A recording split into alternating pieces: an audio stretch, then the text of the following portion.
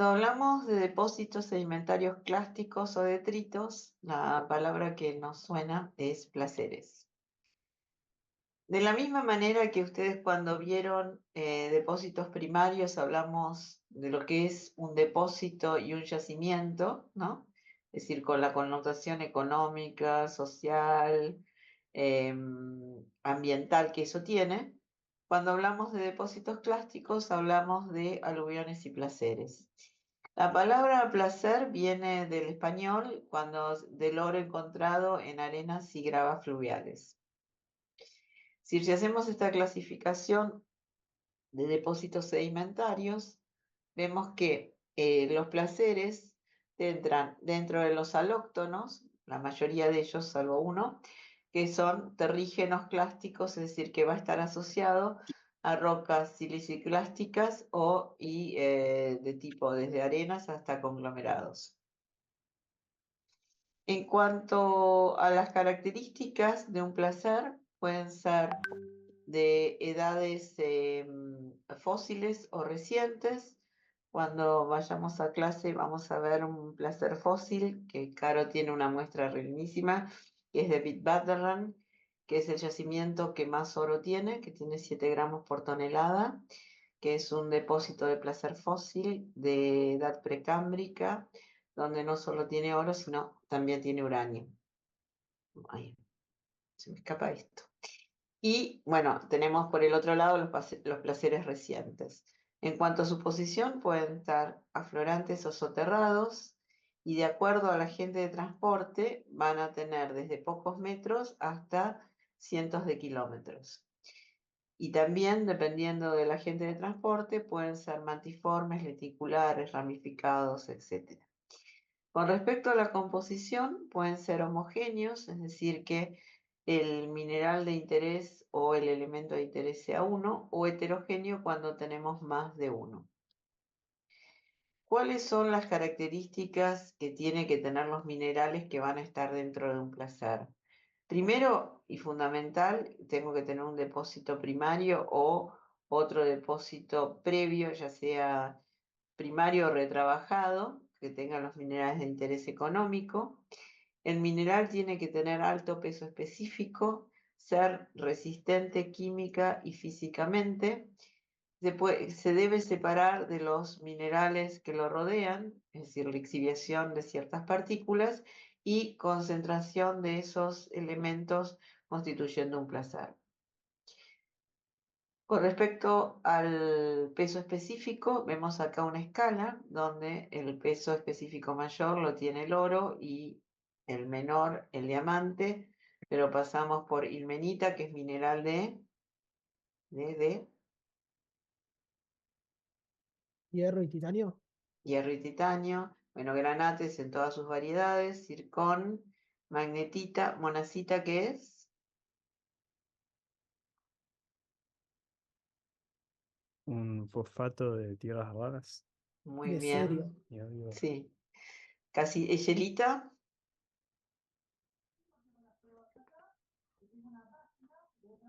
Wolframato de calcio. Bien, casiterita, Óxido de estaño. bien, columbita. De niobio. Óxido de niobio. Niobio, sí, en realidad es columbita tantalita, ¿no? Niobio y tantalio. Wolframita, vamos repasando. Óxido de wolframio. Wolframato, no, Wolframato. wolframato de hierro, ¿sí? Wolframato de hierro. Claro. Cinabrio, Sulfuro de mercurio, ¿no era? exacto, bien. Oro y platino sabemos, ¿no? Fíjense que acá no está la plata. Y ahora vamos a ver por qué. Bueno, esto para que lo vayan recordando, ¿no? A partir, ya casi vieron casi todos estos yacimientos, vemos cuál es la paragénesis mineral y cuáles serían los minerales que podría encontrar dentro del placer, ¿no? Acá vemos platinoidios, cromita, ilmenita, magnetita, en las carbonatitas, que no las vieron en el práctico, pero sí en la teórica, donde tenemos fundamentalmente los minerales de tierras raras, rutilo, es decir, minerales de titanio, zirconio, torio, niobio, en las kimberlitas los diamantes, en los granitoides y greisen en general, casiterita, monacita, zircón, y etc. ¿Sí? Entonces, vamos a ir analizando rápidamente cada uno de estos ambientes a partir de un depósito primario, cuáles pueden ser los depósitos de placer que se pueden formar, ¿sí? Bueno, esta es una clasificación donde ponemos desde los fluviales, ¿no? Dentro del ambiente fluvial, que es hasta acá, ¿no? Y dentro de los de aluviales tenemos una variedad, los de playa y los eólicos.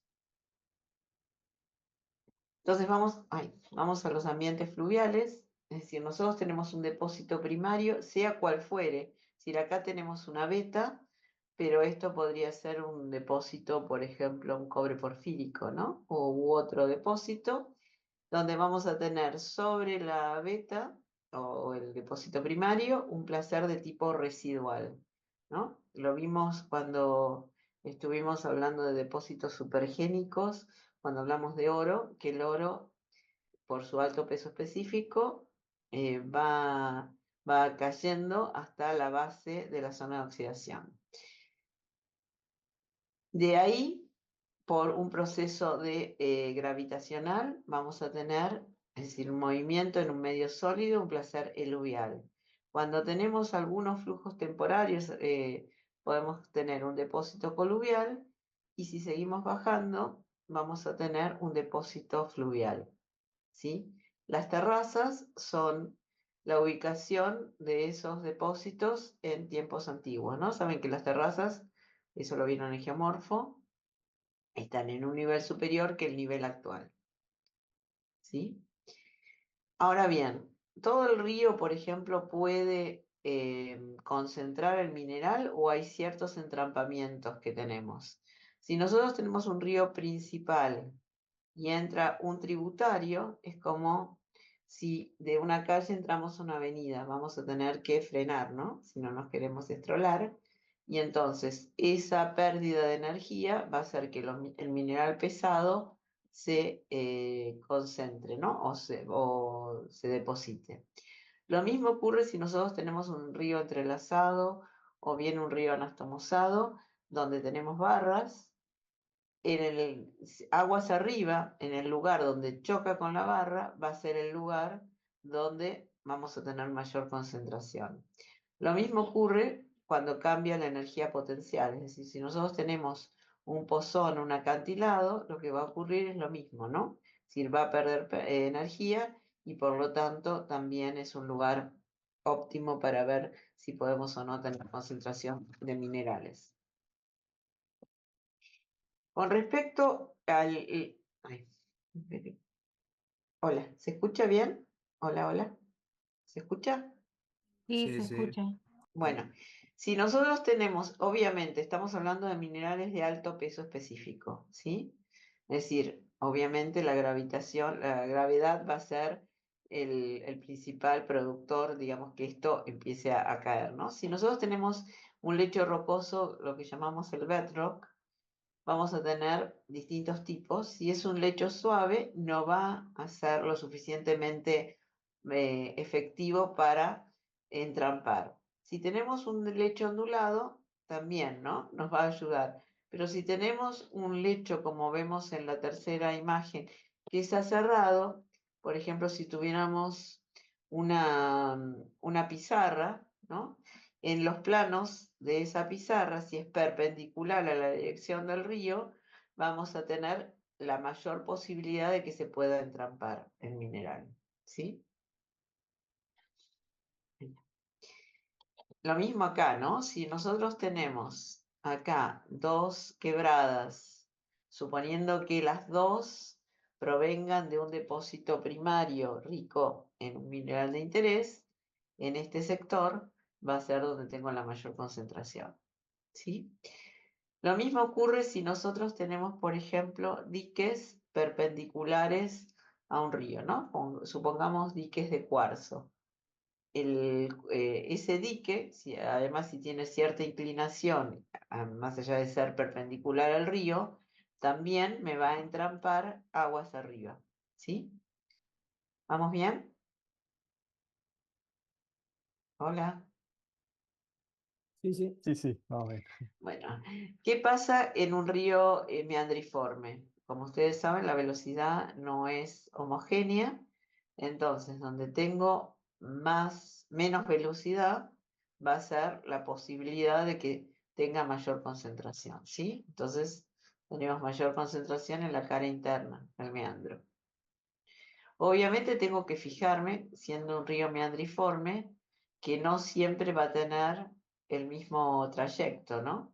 Entonces tengo que analizar no solo el trayecto actual, sino también los pasados. Vamos a los placeres de playa. Recordemos, a ver si sale. No, ¿cómo me sale? No quiere bajar. Ahí. Nosotros tenemos dentro de la playa distintos sectores, la playa trasera, la playa delantera, la anteplaya y costa afuera, ¿no? La línea de rompiente de marea alta y la línea de rompiente de marea baja. El sector de depositación va a ser este que tenemos en este lugar, ¿no? Ahora bien, ¿qué pasa? Cuando el mar entra, obviamente sí, siempre estamos pensando que tiene esos minerales de interés, va a entrar con determinada velocidad y determinada energía. Cuando vuelve, va a tener menor energía y por lo tanto, los minerales pesados van a ser los que se van a depositar en este sector de playa. ¿Sí? Lo vemos acá. Acá, aunque se parezca blanca, en realidad esto es ilmenita, ¿no? Es una playa en la India. No solo de vuelta tenemos que ver la posición actual, sino la posición o paleocanales enterrados. De hecho, estos tipos de placeres son muy importantes, por ejemplo, en Australia. Gran parte de la explotación de ilmenita junto con zircón y monazita se obtiene a partir de placeres de tipo marino. Es decir, en este caso provienen de la intensa meteorización de granitoides ácidos, fíjense las leyes, 6.3 millones de toneladas, 6.2 en el caso del zircón y 13.4 en el caso de la monazita.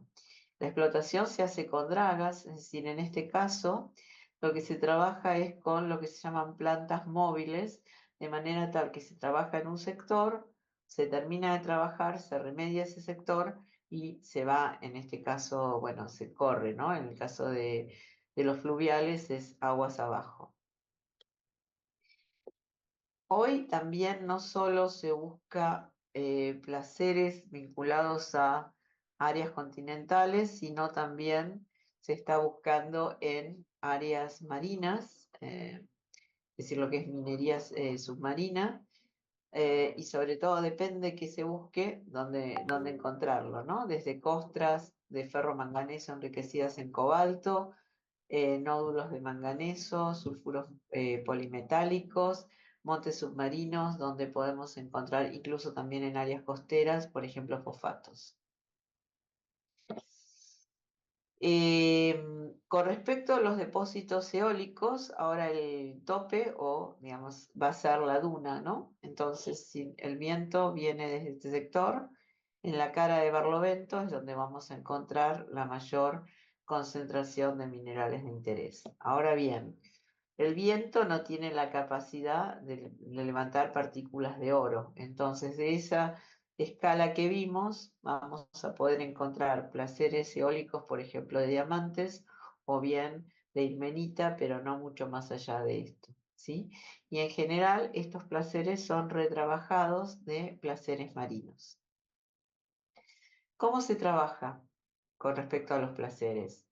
Primero, como todo, hay que hacer un reconocimiento tanto mineralógico como estructural como geomorfológico. Recién nosotros hablamos que hay ciertos sectores que entrampan o tienen la posibilidad de entrampar más minerales pesados que otros, ¿sí?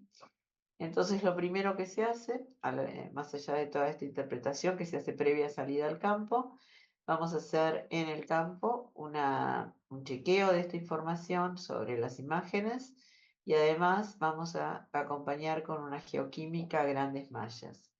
¿Qué significa eso? Que depende qué mineral esté buscando, cuál es el distanciamiento entre la cuadrícula que voy a usar.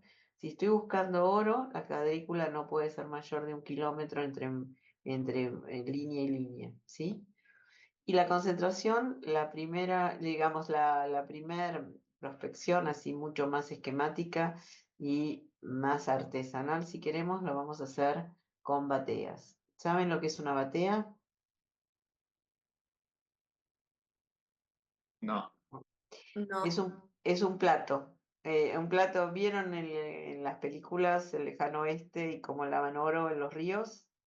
Sí, es un plato que puede tener 30 a 40 centímetros. Ahora vamos a ver una foto mejor de, de diámetro. Ahí se carga el material y con movimientos circulares hacia adelante y hacia atrás, lo que va a hacer es lavar todo el material liviano y lo que me va a quedar en batería es el material pesado, ¿sí?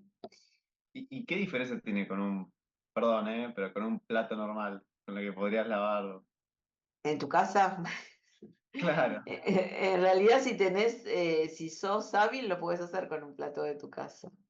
El tema son platos mucho más grandes. Vos pensás que vas a cargar entre 14 y 15 kilos, lo vas a trabajar con agua, lo vas a trabajar como está en la foto anterior, como está este señor, que está en cuclillas, lo cual hace que a lo largo del día la cintura se te hace bolsa. Pero en principio cualquier tipo de plato puedes usar. Es decir, los platos que se usan, yo tengo uno en la facultad que después se los voy a mostrar, pero esencialmente son de madera de álamo, que es una madera muy liviana y resistente al agua. Hay platos de PVC, hay platos de metal, pero el de metal no sería el ideal porque puedo contaminar la muestra, ¿sí? Entonces, lo que tenemos que hacer es, segunda parte, un reconocimiento, o primera parte, que es un reconocimiento del área y ver esos rasgos geomorfológicos que hablamos recién. Es decir, por ejemplo, esto es Chosmalal, este es el río Neuquén. Acá tenemos, por ejemplo, un meandro, acá tenemos la parte entrelazada. Entonces, ver cuáles podrían ser. Acá tenemos la entrada del río Curileubú. Entonces, habría que ver, por ejemplo, cuáles son las áreas donde posiblemente podríamos tener mayor concentración, ¿sí? Obviamente hay depósitos primarios de oro en la zona, ¿no? Que son un pequeño detalle.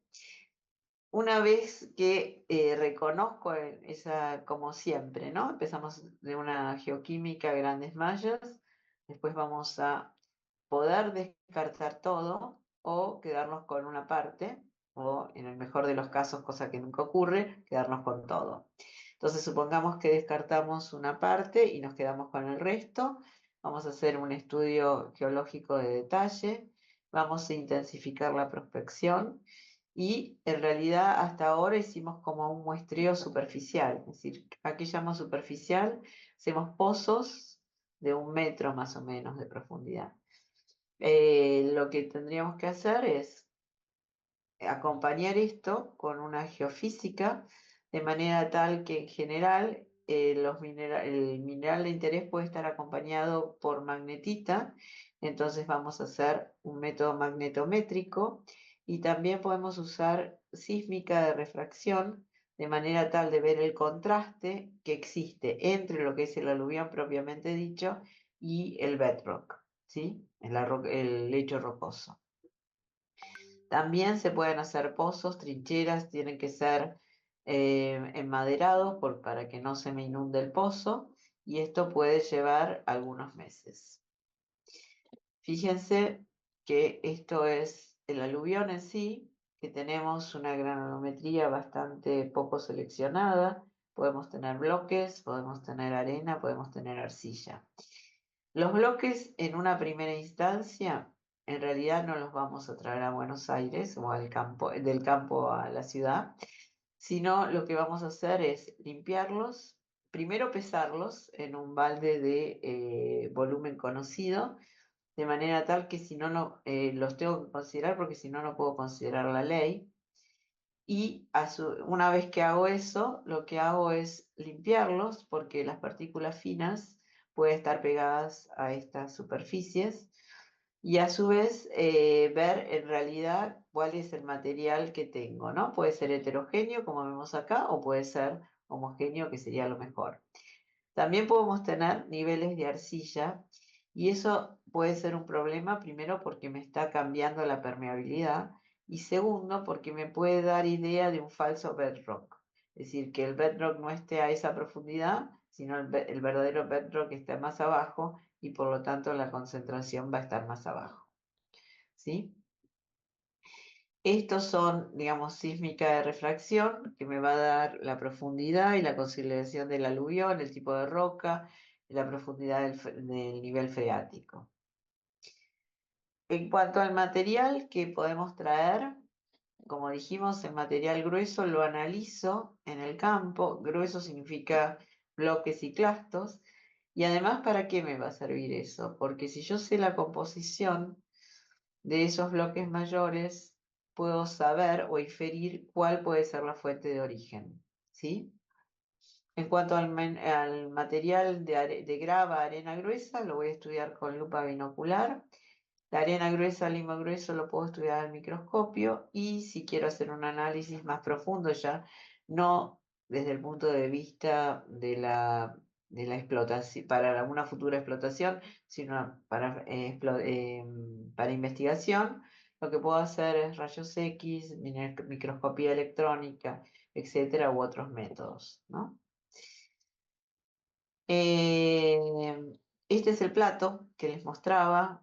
Este señor, ahora ya creo que ya no debe existir, vivía de esto, ¿no? Es decir, de lavar oro, venderlo en el almacén y cambiarlo por provisiones. Y lo que ven ahí es ya la muestra semilavada, donde me queda una concentración de magnetita, supongamos con oro. Si la muestra es más clara, es lo que yo llamo un concentrado a gris. Cuando llegamos acá, tenemos un concentrado a negro, que significa que casi todo el mineral liviano se fue lavando, ¿sí? Cuando veo las partículas de oro, puedo decir dos cosas. Ustedes conocen el término de pepitas de oro. A ver si encontramos alguna acá. Y después el vaso voy para atrás. Obviamente debe estar en la última foto. Estas son pepitas de oro, ¿sí? Pero si yo veo estas formas así como arborescentes o veo estos alambres, puedo pensar que en realidad el oro empezó a rodar, digamos, pendiente abajo y va a bancarse estas formas o estas formas. ¿Ustedes qué piensan? No, no, no. No, no. Entonces yo hago un análisis de este material, vamos para atrás de vuelta, y veo dos cosas. Veo, cuando llegue veo, que primero que tenemos estas formas, ¿no? Y si lo analizo a microscopía electrónica veo dos cosas. Que el centro de la partícula tiene más oro y plata que el borde. Entonces pueden pasar dos cosas, ¿no? Y que eso es lo que podemos hacer en investigación. Por un lado, ver que la plata se le exhibió y entonces por eso me queda mayor concentración de oro en el borde, o bien que hubo un crecimiento secundario de oro. Y ese crecimiento secundario de oro, que se llama oro químico, es lo que generalmente pasa cuando tenemos, por ejemplo, en un medio donde el reductor, donde la materia orgánica es importante, el oro se lixivia y reprecipita.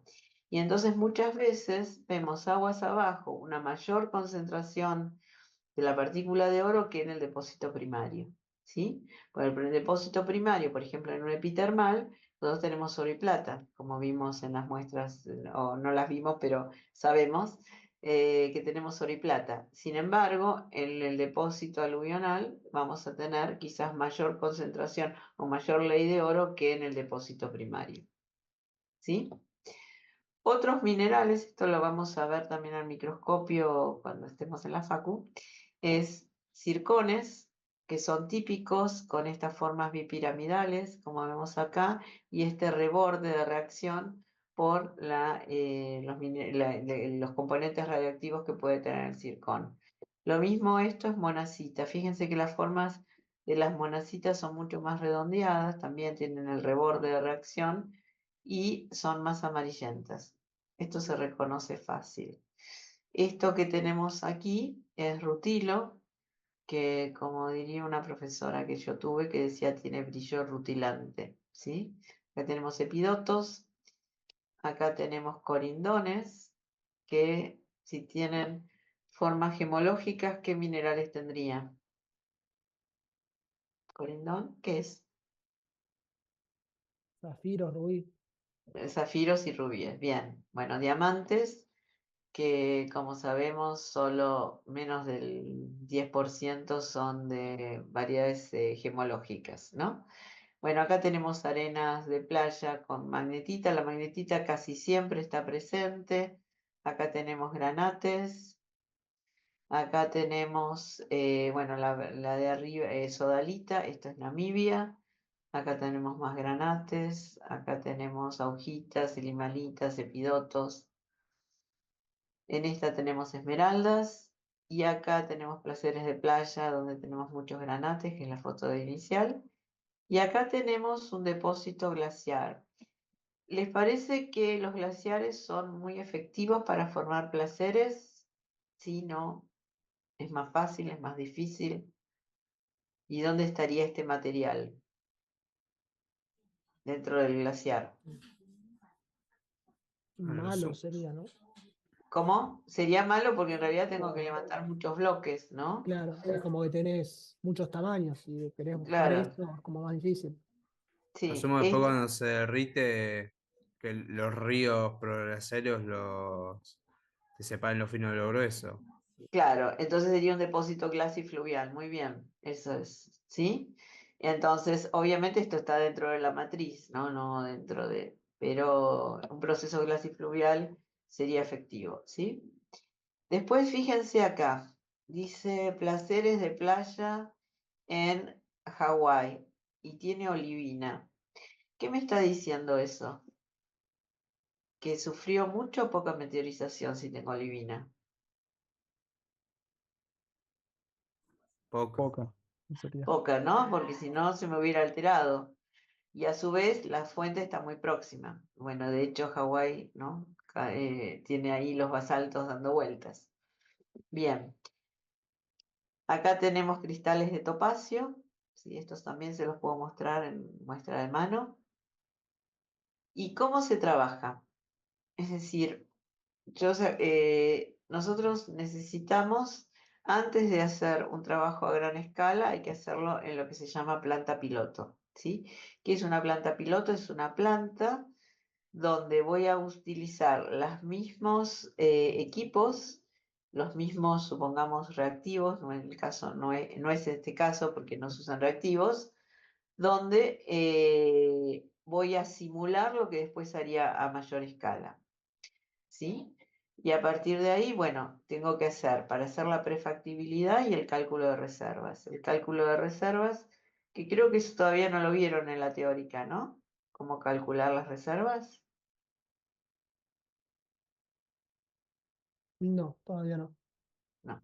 Bueno, entonces no lo vamos a usar ahora. Y los ensayos, como les decía, en planta piloto, ¿sí? Ahora, no tengo mucha plata para comprarme esto, que es una concentradora centrífuga, esto que está acá. Entonces vamos a salir al campo haciendo esto. O me compro un plato, que no sale tanto, o bien hago esto, que es una canaleta o sluice, que se puede hacer en madera. Las fotos son de un curso que dimos en la zona de Esquel hace muchos años, donde este señor se ganaba la vida haciendo esto y enseñaba a la gente del lugar cómo hacer una canaleta o sluice. Se puede hacer de acero inoxidable o bien de madera, como vemos acá. En el fondo se pone una alfombra corrugada de manera tal que haga el efecto de lo que hace un bedrock y se ponen travesaños, como se ven acá, no sé si lo ven bien, con cierta inclinación, ¿sí? Esto se pone en el medio, se carga por arriba, se pone en el medio del río y dejamos que el agua pase a lo largo de un día, por ejemplo, y a la tarde se recoge esa alfombra que les decía, ¿sí? A ver si estas fotos se ven mejor, ¿no? Lo que es una sluice o canaleta. Acá tenemos otro plato, acá tenemos otro, ¿no? Si tenemos suerte, llegaríamos a esto, cosa que es bastante improbable, pero puede ser. El señor también, esto es en La Rioja, él se gana la vida o se ganaba la vida haciendo eso. ¿Sí? Y esta es la concentradora centrífuga, si tenemos un poco más de plata la podemos comprar, esta es la más chiquita de todas, es una tonelada hora, y lo que se hace es se carga el material por arriba, el material mayor se lava, después cae a la concentradora en sí, y con el movimiento centrífugo, lo que hace que es el material grueso, perdón, el material pesado, se pegue a los bordes de la centrífuga y el material liviano se va para abajo, se descarta. ¿Sí? Después esto se lava y se concentra. Como les decía, como son la manera más fácil de trabajar, es obviamente si seguimos todas las etapas y vemos que hay áreas que justifican su explotación y con una mayor inversión podemos hacer lo que se llaman plantas móviles. Las plantas móviles se arman, se explota, se remedia y la planta móvil va aguas abajo, ¿sí? ¿Cuáles son las ventajas de los placeres? Que son innecesarias labores de tratamiento. Es decir, porque ¿se acuerdan el término de grado de liberación? ¿Se acuerdan qué es eso? Sí, era qué tan difícil era extraer un elemento o un mineral un elemento en realidad, de la mena, ¿o no? Claro, es decir, si yo tengo, por ejemplo, no es lo mismo tener cuarzo dentro de la estructura, perdón, no, oro dentro de la estructura de la pirita que tener pirita libre, ¿sí? Entonces tenía que moler hasta poder liberar ese oro, ¿está bien? Ahora, cuando hablamos de aluviones, en general ya ese oro está liberado, entonces no necesito hacer ese paso previo de molienda, ¿sí? Entonces, las preparaciones no son costosas, tampoco los métodos de explotación, tratamiento y concentración, y además la rehabilitación del área se hace en tiempos muy cortos, ¿sí? En Argentina tenemos arenas ferro-titaníferas en la zona de Necochea y Bahía Blanca, también entre Bahía San Blas, en la desembocadura del Río Negro, y también en Tierra del Fuego, entre Río Grande y el Cabo Espíritu Santo, donde se encontraron depósitos aluviales, marinos de playa y glasifluviales, como hablamos. Los minerales que se encontraron fueron ilmenita, rutilo, leucoxeno, que es un mineral de alteración de titanio, magnetita y hermanita. La ley de titanio es de 3.7. También en las arenas fluviales vinculadas a los basaltos de Sierra Geral, que tienen circones, rutilos y ilmenita, pero también en baja proporción. No, y esto es lo que van a hacer ustedes ahora que les voy a contar, ¿no? Esto eran las formas de oro, ¿sí? Vemos acá pepitas propiamente dichas o bien estas formas que tienen lo que se denomina oro químico. Esto, así como ilustrativo, este señor que se llamó Polper eh, encontró tanto oro en Cabo Vírgenes que pudo hacer sus propias monedas de oro. Eso cuenta la leyenda.